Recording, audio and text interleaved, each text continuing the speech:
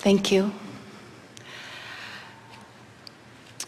I have noticed in the last couple weeks in particular, I've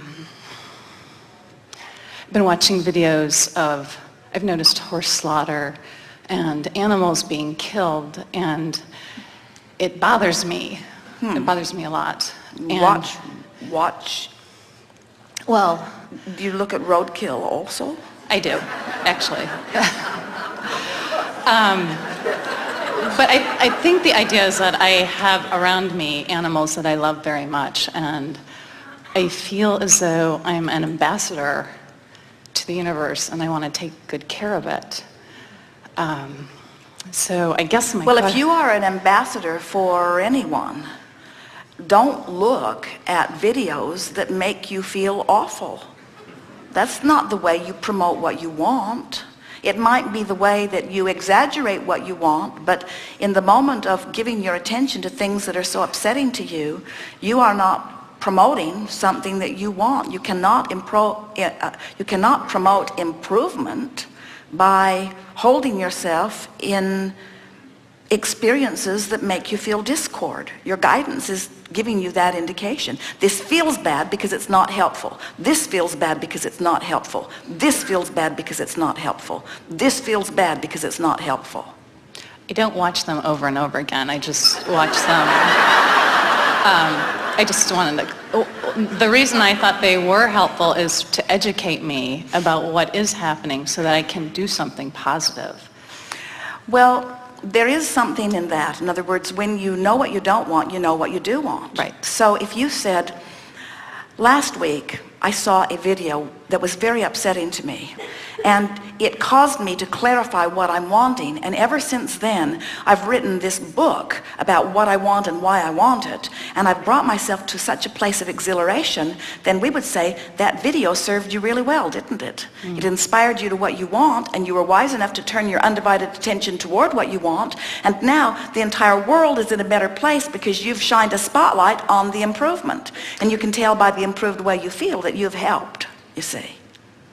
That isn't the way it sounded as you were telling the story, however. I was a little nervous. So as a added note on that, is the issue of being a vegetarian or not being a vegetarian, you know, eating meat or not. I mean, I think about these things because I think... Oh, yes, we think everyone should be a vegetarian. We just can't convince the lion.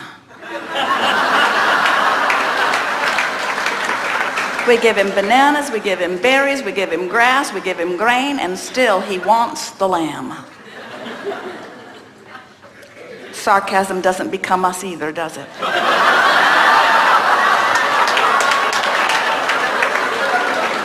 In other words, even if you could find enough influence to get legislation and enforcement to stop all people from eating meat, you will never get the big fish to stop eating the little fish, or the lion from eating the gazelle. In other words, it is just this process of life. And the beasts come forth knowing that they are part of the process and not bothered by it at all, because they, unlike humans, are not uncomfortable with the idea of death. In other words, they know that they are consciousness, and they romp in a body and then they croak, and then they romp in a body and then they croak, and they romp in a body and then they croak, and the croaking is so uneventful for them. Jerry and Esther, we told you about the chickens they had.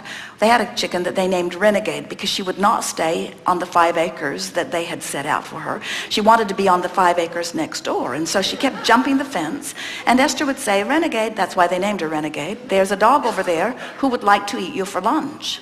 And Renegade said to Jerry and Esther on a regular basis, I would rather be free and be lunched than be confined and live long in this physical body. In other words, freedom really matters to me. So every day Renegade jumped the fence, and every day Esther would say, Renegade, you're really looking for trouble. Wouldn't you like the safety and security of this chicken yard? No, I prefer freedom, Renegade would say. And then one day Jerry felt something, sort of impulse, and he went out, and sure enough, the dog next door, a great big dog named Snuggles,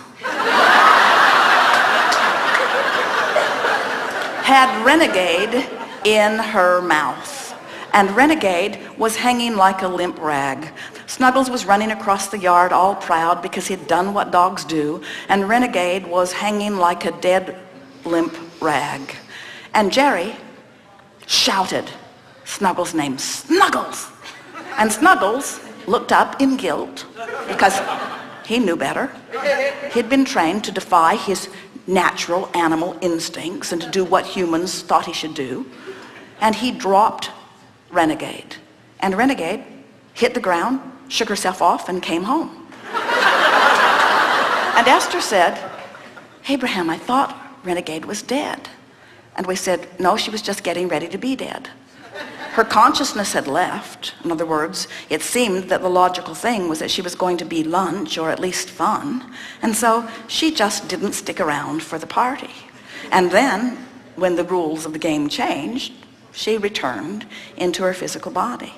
Just the way they all do. In other words, Renegade was not unhappy about the prospect of being lunch. Jerry and Esther said, we don't eat our chickens, we eat strangers' chickens.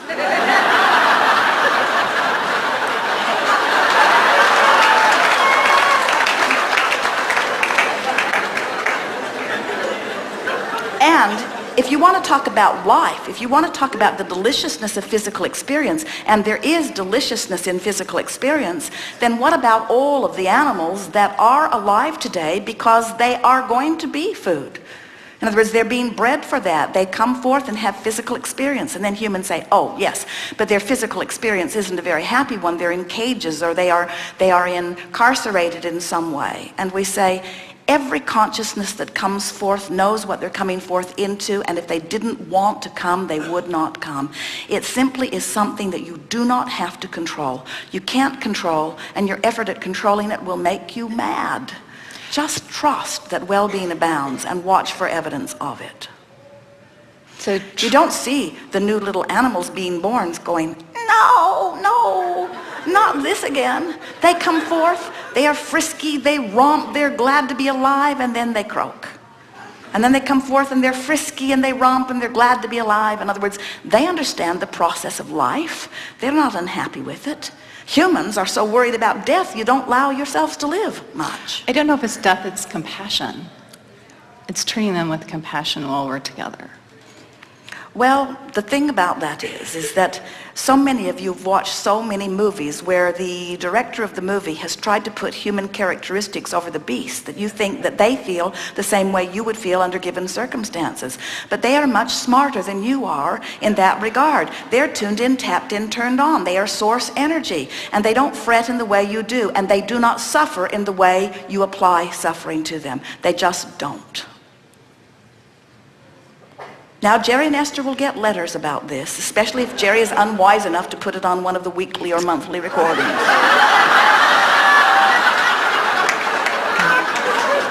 People really want to struggle with this, but there is not a reason to. And if you'll step back and look at the, don't you find it remarkable that you continue to come forth, that your planet continues to remain in balance? The population of your planet is orchestrated from that broader non-physical perspective. The impulses and instincts and intuitiveness, that is the source energy. The beasts of your planet view the world through the eyes of source. They do. The beasts of your planet do. And if you could visit with any one of them, they would tell you every single time, I'm glad to have been here for as long as I'm here, and I'm not worried about my death experience, and I'll be right back. And they would also say to you, don't you spend one moment of your life wasting the joy that is you worried about me. That's what they would say. Okay.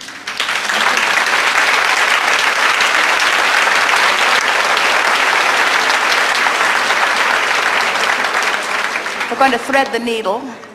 Stand if you think it's you. Not you, not you. Not you, you. Yes, yes. Don't take it personal.